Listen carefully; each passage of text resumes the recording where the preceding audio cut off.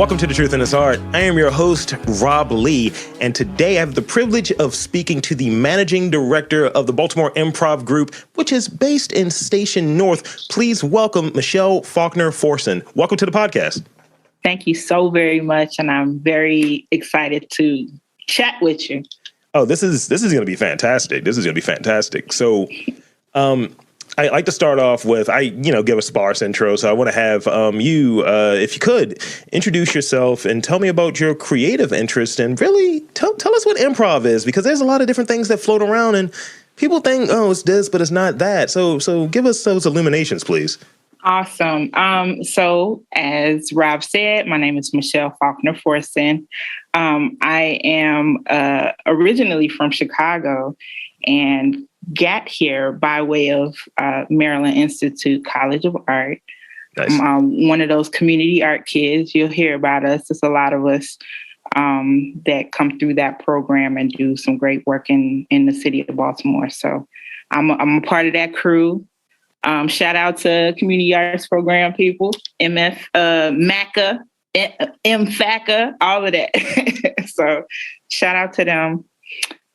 But I found the Baltimore Improv Group, I want to say a little after I completed the program and kind of made Baltimore my new home.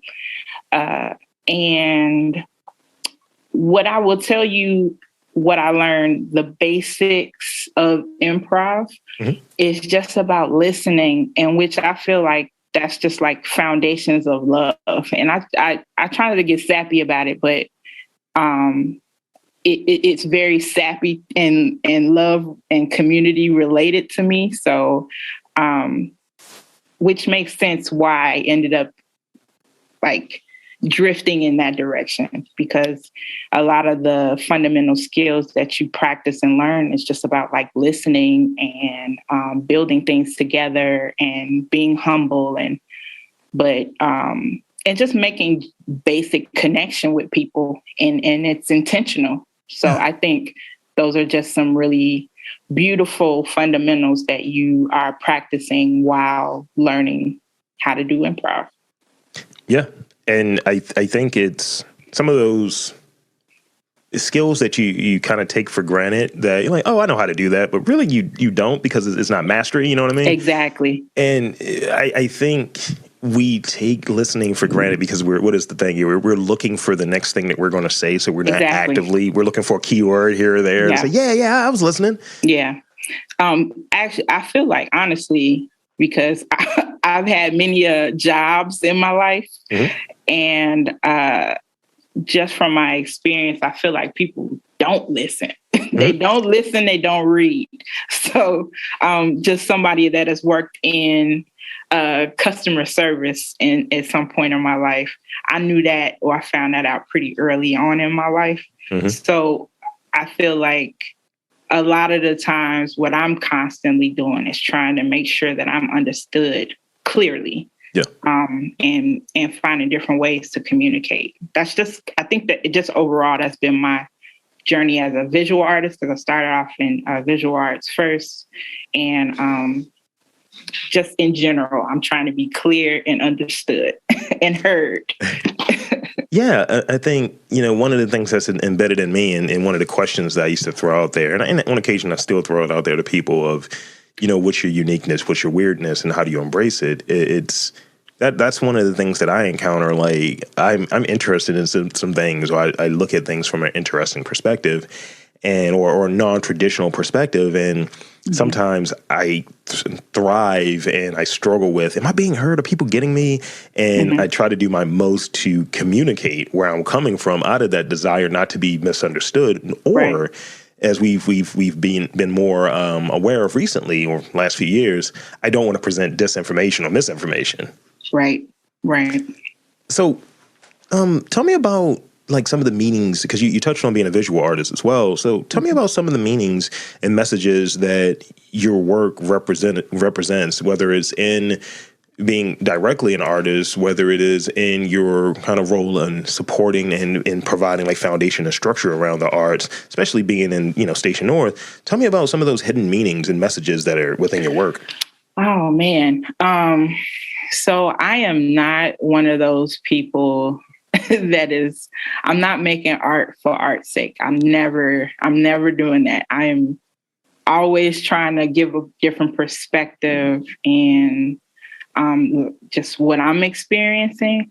I feel like a lot of it for me personally is trying to maybe even regain power in situations that I have none or feel like I have none. Because, power is a tricky conversation. So, and when you don't feel like you have power in situations, it's not a game you're going to win. So I'm like, how do I continue to play whatever this game is and not feel like a dummy, but I'm still like being able to participate? It's something very specific that I'm thinking about. That's why I'm talking about it in this way. But just I have children, so just my Black children going through school and being involved in the public school system and being able to function as a parent and regain power in situations. It's complicated. Yeah. But trying to be productive in my expression of my frustration is also a big deal for me. Like, is this productive? I have to ask myself that a lot. So it won't just be like this, just my pure rage or anger. Like I wanna be heard too. And that's like I was saying, I want to be heard and understood all the time if possible. But I know there's a way that some people can hear things and some people can't. So yeah, it's a difficult role that I put myself in, but I accept the challenge. And I get that. And because as we were talking beforehand, there's some overlap and some similarities with us. And one of these little later questions will definitely bring that home as well. This podcast kind of grew out of this notion of, should I just be angry and say a bunch of 4-letter words about Trump, or should I try to do something to disprove it?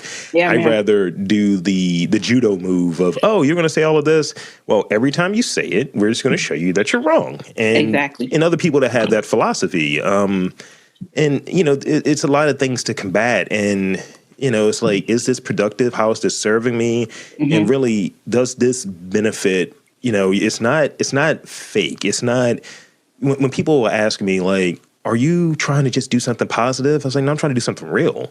Yeah. And that's really what it is, because I say, let's normalize Baltimore. Let's normalize these different places due to the, what's in the community. Let's talk about really what's in the community. And I feel like that's not discussed enough outside of those things that are negative. And those negative things or those things that aren't ideal, those things that are real, they're baked into what someone does. So let's say you have a comedian. They may have a bit that's like, yo, I was over there on like North Avenue and this happened. It's like, oh yeah, that's really Baltimore. That's baked in. Exactly. Yeah. And even a visual artist, it's like, they may take from some experience that may be something that is a real thing. It may be a death in one's family or what have you, but then talking about the resilience and the joy and so on that comes from surviving and remembering this person and so on. Yeah. All of those things are there, but generally people only were talking about this one thing, and for the most part still only talk about this one thing. Yes. So for me, it's just like being from here and being a supporter of here. And I want to get your take on this, actually. Being, from Chicago, I've said this in the past, that the powers that be, they were politicizing what was happening to essentially Black communities. And I was like, Baltimore became Chicago from a few years ago or what have you. And I was like, you guys are just talking about this many murders and things? Yeah, right. It's like, isn't this like a public health issue? Shouldn't we be doing something? Yeah. Oh, let's just leave it, Yeah. Let's just report the news of the murders, but let's not find any viable solutions to kind of, work on the issues that are causing these things to happen in the first place. Not the root. We're going to put a little Band-Aid on it. And put that little Band-Aid. As a critical thinker like I am, or a creative thinker as well, you're like, let's get to the granularity of it. Nah. Yes. Because I'm like, there's no gun manufacturers named Jackson and Johnson. There's like Heckler and Koch and, Smith and Wesson. So I was like, Black people ain't making guns, my guy. Exactly. How are these getting in there? Mm-hmm. So as a creative thinker, I want to talk about this a little bit. What traits make improv attractive to you, and what are those traits that one needs to flourish in improv? And I think you touched on one of them earlier about listening. Yeah. So I would say there's a few things. One of the first things that pop up besides the listening part is being humble. Like, there is nothing that I'm currently doing that is just solely about my interest. It's like how to move the collective needle forward for not just myself, but whoever else needs the space that I needed when I came to Big, for example. And just trying to make it a situation where, it's just not about just you. And I think in improv, it ain't just about one person. It's a collective thought, and we're all working together to build this scene or this space or this environment that people can dive into. And even though we don't have props or things like that, people can visually see what's going on and what you're interacting with. So, listening, being humble, and knowing it's not just about you. And there was another one I had. Rule of threes, right? Yeah, it's another one. It's definitely another one. I think no, sorry. No, go for it. I was just gonna say, like, the listening part is so important. So important. Taking a breath too. I think one of the things that really drew me to Big is, not for nothing. I mean, that's the home away from home for me. Yeah. And just being around it is like, that's a skill that I think I have a version of it, but I don't have it in the way that it's generally presented. Like, one of the podcasts I did, like this podcast has questions and so on. So I have some type of guardrails around me. Right. But this other podcast that I did, that was a comedy and news podcast. Literally, we have like maybe a story, and then we're just riffing off of it. Right. And it's like, how many funny things or how many interesting things or how many observations can we make off of this one story? Right. And that's where I think, like, it enables you to be flexible. You're able to think. It's like, when they say someone, they're quick. They're quick. Yes.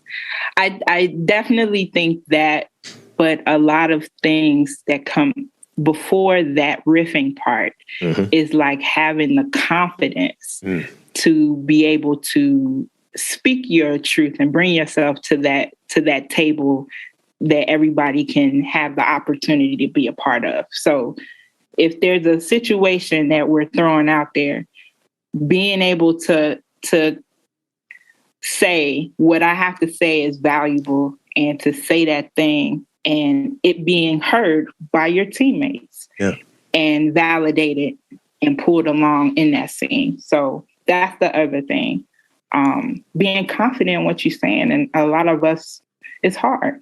It's hard. It's a process. Absolutely. And, I mean, like, my story in connecting with Big goes back years. And I had a peer who was in he was in recruitment and fundraising rather, but so he was a gift officer, and he was in Big, and one of my good friends was in a troupe in Big as well. And it was like, yeah, you should come through, check it out. And I was like, oh, this is great. This is where magic is happening. This is where, people are developing, like, conversations and working together. And we're seeing maybe future writers. We're seeing maybe future people in performing arts and like in theater and stage. And I'm just happy that, it was a very inviting community, and just seeing, that community really kind of grow and transition, and, just people just come through. And I'm happy to have been a part of the extended big family and the podcast wing of things over the last few years, and that's been great.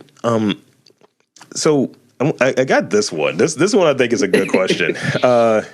So Big is in the city. It's in Station North, the Station North and Arts and Entertainment District. And there's culture there. There's various things. Each block has something different to offer.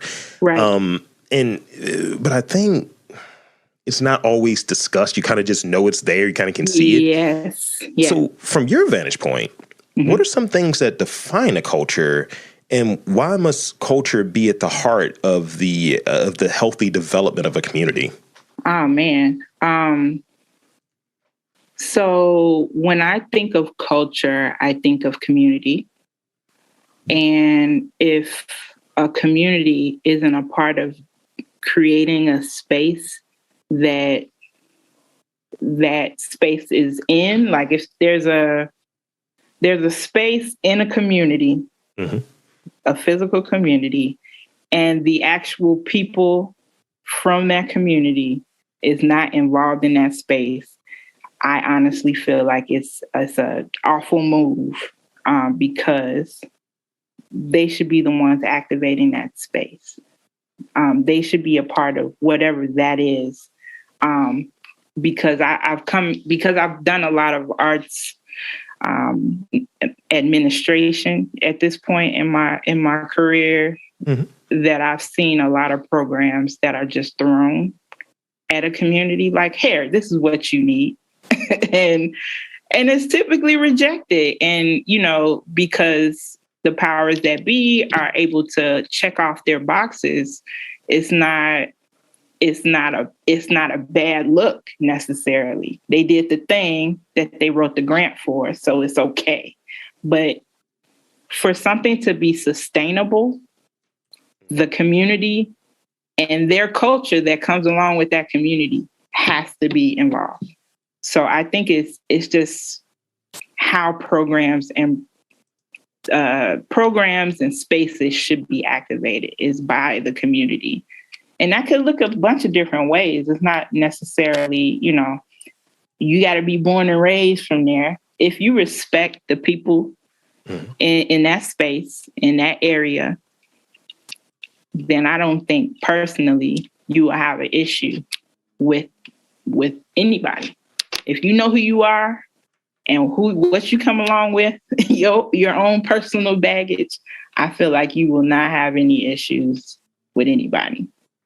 It's big. So I think it's super important to me.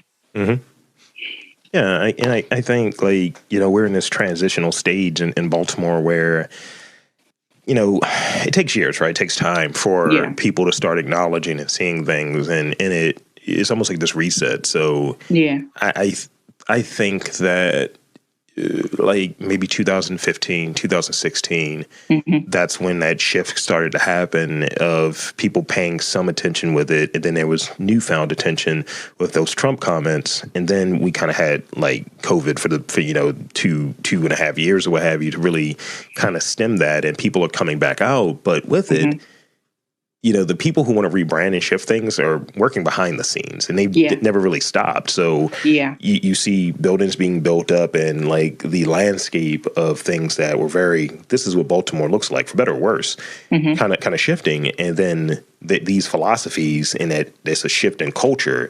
And I think it's a responsibility of people who are really about protecting culture. To really say, no, I don't know if that's it. Or, documenting things as it is. And I would imagine going back and looking at or listening to episodes that I've done back in 2019, there are people that aren't here anymore that have moved on to a different thing. And, and I can look at the demographics there and kind of get okay, that makes sense. And maybe they'll be back, maybe they won't. But I really want to take a look at from the landscape and those cultural components from that over 3 years, with a pandemic and all of that stuff, what's changed and what stayed the same, and how is Baltimore being presented, publicly and broadly. And has that conversation around the arts been included, around culture been included?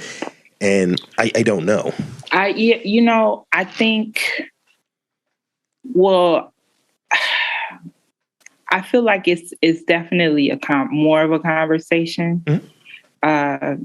Just depending on specifically what county you in, and if they're tying, if you're a nonprofit, in some counties they're tying the funding opportunities to you actually looking with an equitable lens, so that means, you have to look at it. You have to have a conversation about it.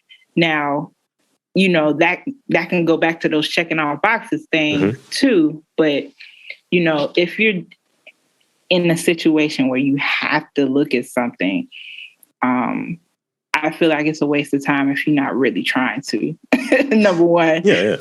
So hopefully there will be more conversations about, culture and art specifically. Yeah.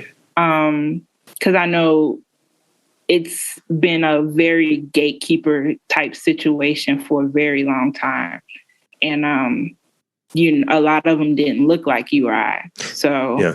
I think that's changing, but if the systems that they have in place already are, not equitable, then it's just going to be the same stuff with a brown face in front of it, Yeah, and that's where some of the things and some of the decisions of who I may have on, it's like I might rock with what you're doing, but I don't know if you're fit for what I'm doing or what have you, or maybe it just doesn't fit and it feels like, oh, this is really cloudy, or it's like this person's doing great things, but you know what, that's for you. That's for you. I think you got enough, Yep. And we get into conversations, as you were, talking about from the nonprofit side of things and the fundraising side of things. We get into conversations about impact and things of that nature, and those statements can be very weird at times, and it's an odd climate, and it's a contribution to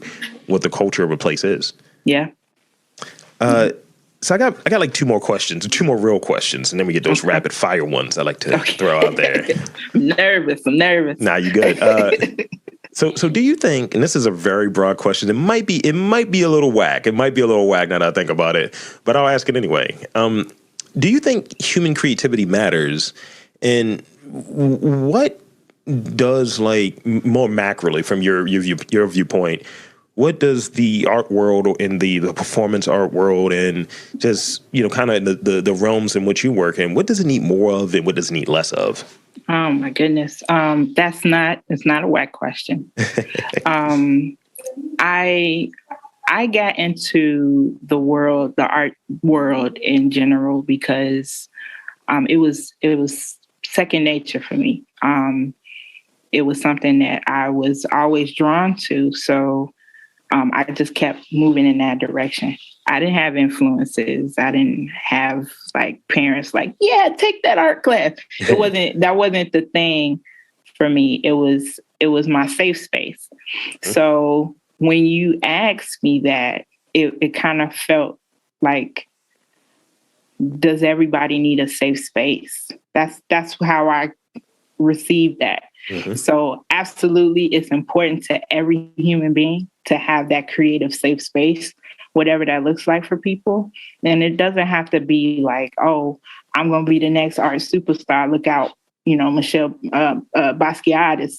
It's not about that. It's just like, where can you go to express yourself in whatever way that looks like, not be judged, and just be able to communicate about things that you feel something about. So, super important. I think I'm one of those people that think everybody's an artist, because I do. It's just, life situations or your encounters throughout your journey in life that kind of uplift you in that direction or make poo-poo you down to whatever, monotonous level that they're working on. So So I think everybody needs it. Everybody should have it. And my life's work is to make sure that I create spaces so people from every walk of life can do that. That's great. Last one. Tell me about a time or an experience where someone gave you an opportunity or a shot that was very influential in your development and in your career. Okay. I have many of those. I mean, just more currently, the Thomas, previous managing director, bringing this conversation to me about the interim managing director position at Big. I mean, that felt like a shot. I have always had aspirations to. Don't laugh at me, okay? I wanted to be a clown very early in my life, and that was something I remember verbalizing to my mother. And you 8 years old and you tell your mother you want to be a clown. That wasn't received the best. So, but I feel like little Michelle is being validated right now because I'm leading a school for clowns, essentially. Like, this is a clown school. So, but, not thinking about how powerful or the skills that we're, passing on to so many people. But I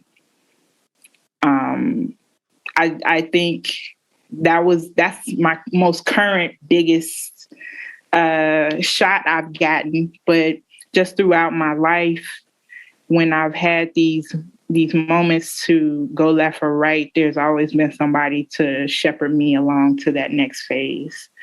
Every opportunity I've had has been because of a relationship or let's say my good name or anything like that. People not knowing much about me, but because I'm a consistent person in general. Mm-hmm.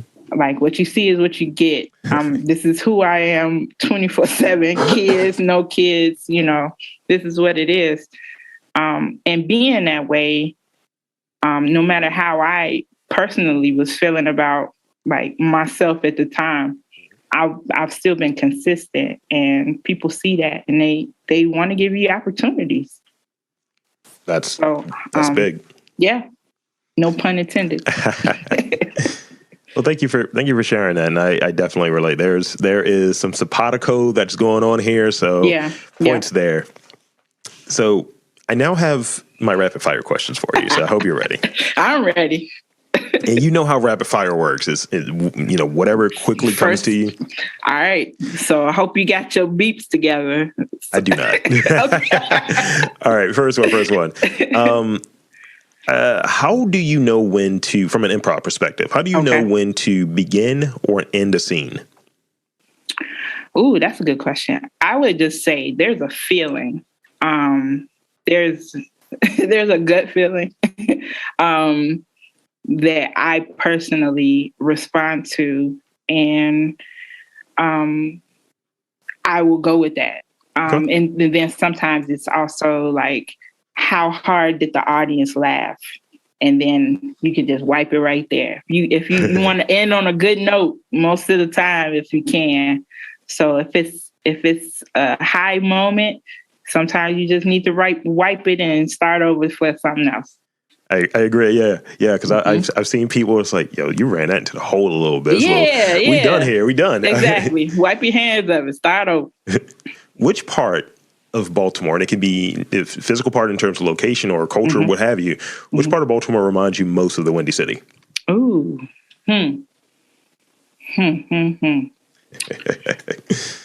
Oh, man. Okay, so I would say, I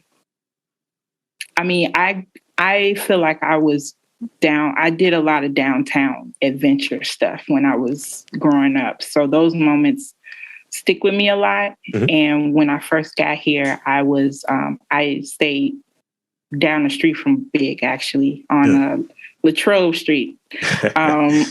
So I walked a lot because I didn't have a car. So I found myself walking a lot downtown, like to and from the harbor, just anywhere that was like major metropolitan big buildings. That was kind of my safe space. Mm-hmm. So I would say that, but these are two different terrains, very different terrains. Yeah. Favorite book? Oof. I don't have a favorite book. Then I'll pivot. Okay. All right. What's the book that you most recently finished? So I have children.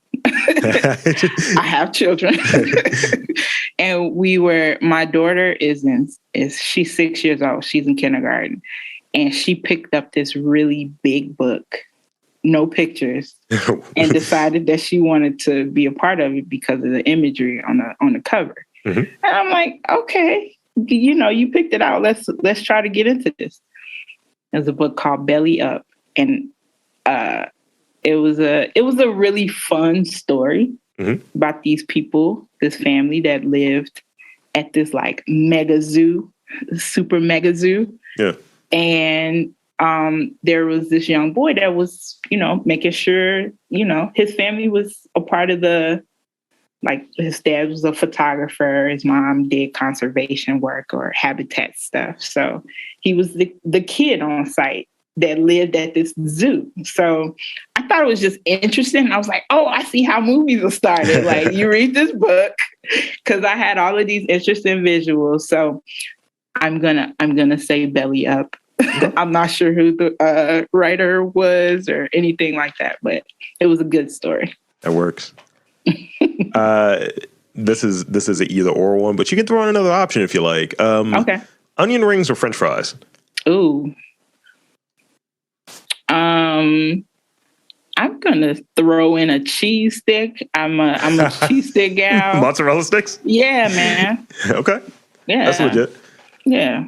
Lastly, this one is especially for you. Okay. Actually, I'll step back for 1 minute. The way that you responded to the last question, my girlfriend would be a fan of. She's just like, look, she's like, I like onion rings. I like French fries. She's like, let's blow it all up. Mozzarella sticks, 10 on 10. Yep. Now, it's funny. This next question is one that she would hate. Okay. So this relates to something you said earlier. All right. Because you wanted to be a clown at one point. I did. Who you rocking with? Pennywise, Ronald McDonald, Bozo, Krusty the Clown, or the Joker? Hey, this ain't even fair, man. All right. So I have... You don't even understand. I have to talk to you further about this clown thing, but this clown business, this clown thing, it runs deep, man. So I would say I bang hard with Pennywise because I appreciate that duality of what people think is scary and what people think is funny. Mm-hmm. And I'm a big horror fan too. That's another conversation. Okay. All right. Okay. It's not many people I can talk on the horror tip with folks. So I appreciate you for that. But also huge Simpsons fan. Huge. So shout out to my boy Krusty all day. He's the man. All right. There you have it. So I want to thank you for coming on to this podcast. Thank you for asking me. Absolutely. It's super dope. I'm glad to be a part of. And with that, I want to invite you and encourage you to tell the fine folks where to check you out online, check out Big, all of that good stuff, social media, pretty much just plug away. Okay. Ooh, plugs. So to find out about more about Big, you can go to bigimprov.org. We've got classes regularly filling up. I feel like everybody should take at least 1 or 2 improv classes. You'll be surprised what you learn out of them. I have a lot of stuff going on, but I can plug my YouTube channel, which has most of my creative work at this the newer creative work that I've made with a lot of the community members at Big. And that is Tickle Me Michelle with 2 L's. And that's my YouTube handle. And just go and check it out. Like I said, I don't waste time making art for no reason. Everything's not super pretty, but it'll give you a good chuckle. There you go. So I think that's that then. Again, I want to thank Michelle Faulkner-Forson for coming on to the podcast. And I am Rob Lee, saying that there is art in and around your city, especially in Station North. You just got to look for it.